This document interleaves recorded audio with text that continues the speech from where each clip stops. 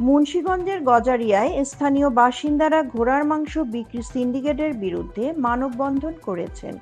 আজ বিকেল 4টায় আনারপুরা বাস স্ট্যান্ডে নিউ ফুড ভিলেজ সংলগ্ন এলাকায় এই মানববন্ধন অনুষ্ঠিত হয়।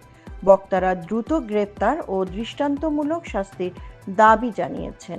15টা ঘোড়া ওইখানে জবাইকৃত, এবার যারা করছে দুষ্কৃতকারীরা পালাই গেছে, কিন্তু ওইখানে কিছু তাদের চিহ্নিত রয়ে গেছে।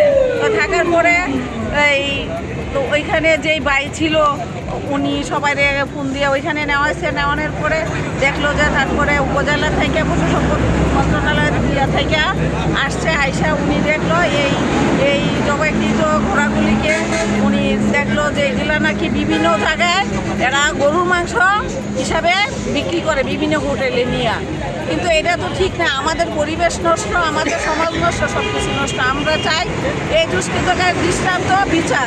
খাওয়াইছে এই নিকৃষ্ট কাজের জন্য আমরা দৃষ্টান্ত শাস্তি চাই এবং তাদেরকে আইনের আওতায় না এই নিকৃষ্ট কাজ যেন কেউ করতে না পারে, সর্বোচ্চ বিচারের দাবি জানাই। তো 13টা ঘোড়া জবাইকৃত, 12টা আর একটা জীবিত ঘোড়ার মাংস ঘোড়া পাওয়া গেছে।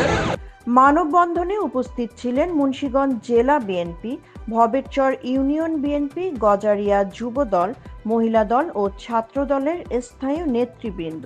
তারা বলেন, এটি শুধুমাত্র প্রতিবাদ নয়, এটি আমাদের নৈতিক দায়িত্ব।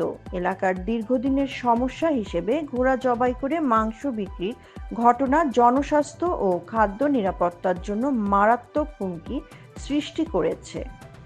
আজ ভোরে আনারপুরা বাস স্ট্যান্ড সংলগ্ন পল্লী বিদ্যুৎ সাব স্টেশনের পেছনে একটি পরিত্যক্ত ঘর থেকে জবাইকৃত কয়েকটি ঘোড়া উদ্ধার করা হয়। স্থানীয়রা সন্দেহজনক কার্যক্রম লক্ষ্য করে দীর্ঘদিন নজরদারি চালাচ্ছিল। যদিও চক্রের কয়েকজন সদস্যকে ধরে ফেলা সম্ভব হয়েছে, তিতাস ও রাজীব নামের 2 জন সহ কয়েকজন পালিয়ে গেছে। এই ঘটনায় স্থানীয়দের মধ্যে ক্ষোভ ও উদ্বেগ বিরাজ করছে। তারা প্রশাসনের কাছে দ্রুত তদন্ত করে জড়িতদের আইনের আওতায় আনার দাবি জানিয়েছেন। মুন্সিগঞ্জ থেকে শাকিল প্রধানের তথ্যচিত্রে অনলাইন ডেস্ক, সাদিয়া রহমান, বাত্রা বিচিত্রা।